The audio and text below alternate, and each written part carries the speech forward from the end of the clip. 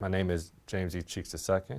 I'm a unit chief in the Counterterrorism Division in the FBI, and I'm from Rochester, New York. I have been an FBI agent for the last 11 years. I was always interested in law enforcement and in the military, and the FBI, and also like the corporate experience, and the FBI provided me an opportunity to kind of blend in all those disciplines and experiences. So it was law enforcement, yet it allowed me to lean on some of the previous skills that I gained from the military as well as the corporate environment. If I wasn't an agent, I would be climbing either the corporate ladder or I'd be in the medical field, either a physician assistant or a doctor. The steps I took to prepare myself was actually for a career in business as well as in law enforcement. And when I had the opportunity to become an FBI agent, those skills translated. So at the time, it was staying in top physical shape.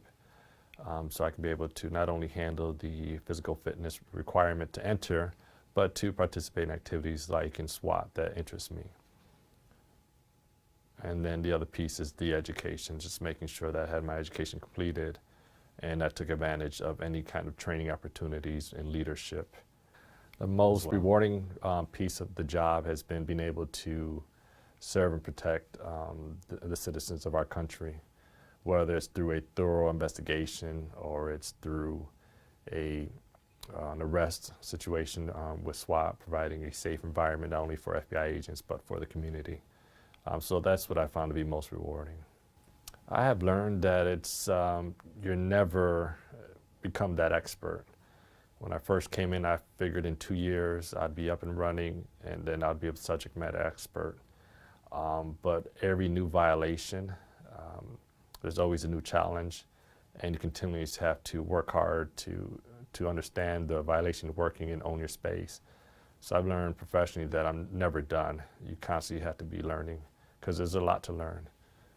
But there's no problem with that as long as you're humble about it and just keep working at it. The myths, I would say, is that at least when I wanted to be an agent, was that you had to be either a lawyer, an accountant, and I was neither of those. And at the time when I was researching that, the internet didn't exist the way it does today, so there was no Google and there was no Bing, so you couldn't research that stuff. So I think that was one of the myths.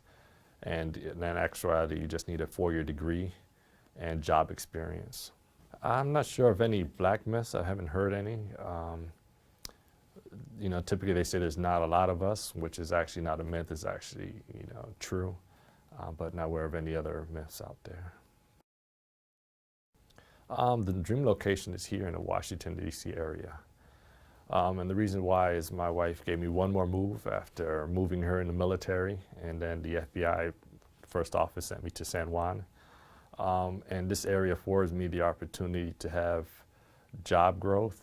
My kids are into competitive swimming. This area is big on competitive swimming, so it allows me to have an environment for my family where they have great schools and they have the activities that they're in.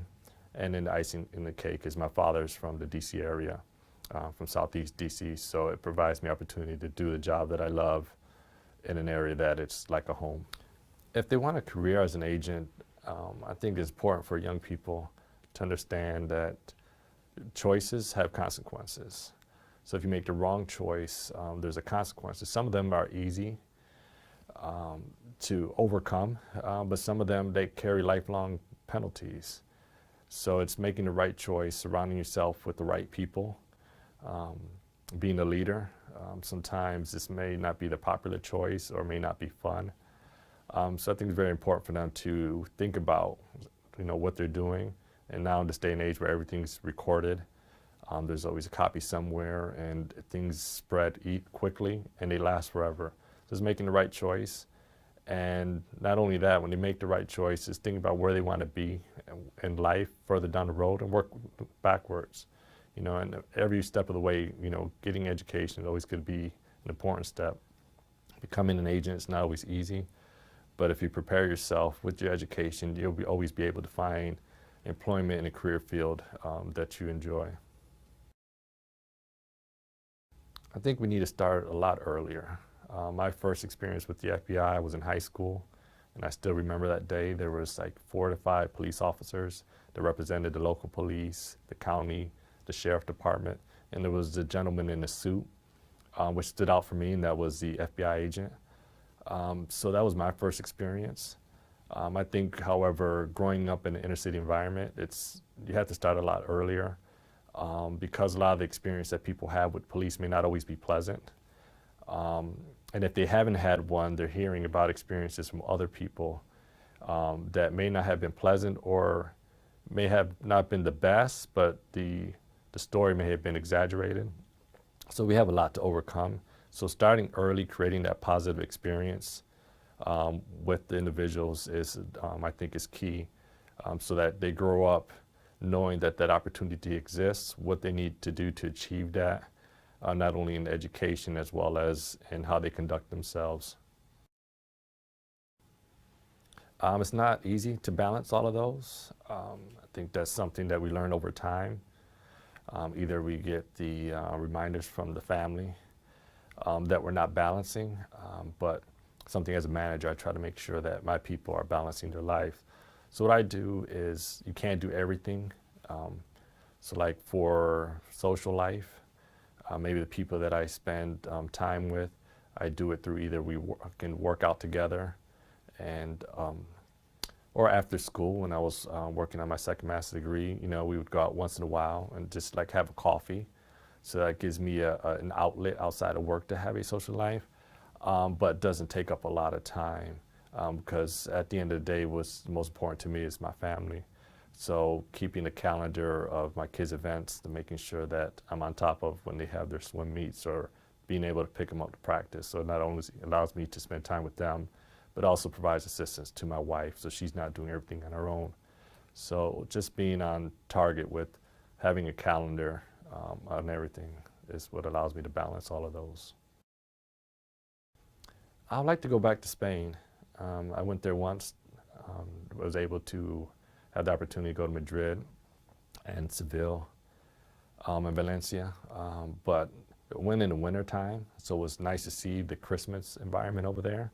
But I like to go when it's warmer and see some more, explore some more of the history and the culture over there. In my spare time, it's taking my kids to swim practice. I have 3 kids, so they're at 3 different groups. So those are different times. So in my spare time, you can see me either at the swim meet or at practice. And now that I finished school in December, I'm getting back to reading. So you can find me reading a book. I'm currently reading The Age of Surveillance Capitalism, which talks about how the corporations and the different companies, they're seeking data from the consumers under the guise that it's going to improve their life, when actually they're using that not only to make money, but to shape our behaviors. So people are not aware of that. So it's a big book. It was on the Obama reading list, so I bought it, not realizing how thick it is. So it's going to take me a while, so I'll be reading that one for a while. Everything from the Cold Bus, always got to have Marvin Gaye. Reggae, you always got to have Bob Marley, and actually just added one of his grandchildren, Skip Marley. So have a mix from R&B to hip hop and the rap, from Wu-Tang Clan to B.I.G. Some more of the older rap, I'll say 90s rap, you'll find on my playlist. I would say never be satisfied. We always have a lot of room for growth, and make things better. When I was in the Army, I had a master sergeant who always said, leave things better than the way you found them. So you come in a situation, take the time to figure out what's going on, and then find a way, incorporating everybody, how to make things better. I think that's the best way to leave our mark, is leaving things better than the way we found them. I would say be aware of the surroundings and be aware of the truth. A lot of times we hear different information. It's important to know that, listen to everything, but find the truth in there. You recently asked me what book I read, or what I was reading, but one book I just finished is called Be There by a Polish writer. And it's a satire book, and in there people are meeting a gentleman and they're drawing their own conclusions, and they're hearing what they want to hear. So I think it's important for the American public to listen to everything, but seek the truth out before coming to their own conclusions. I think it's important always to know your history and to celebrate history. A lot of people put a lot of hard work, sweat, and tears. And for African American agents, it's important to know our contributions early on and who came before us. We weren't the first, we won't be the last. And that event was, brought up some names that were people that I wasn't familiar with, from the first, African American to people that are still now, you consider, living legends. In the military, I had that experience where we were always reminded of what we call plank holders and people that came before us, especially in the special operations community. And it was important for African Americans to know that there were trailblazers and the sacrifices they made. And, so that when we leave stuff for the people that come after us, that we can leave things better and easier for them. This is a great job, it's a great career, and, people make the best of it.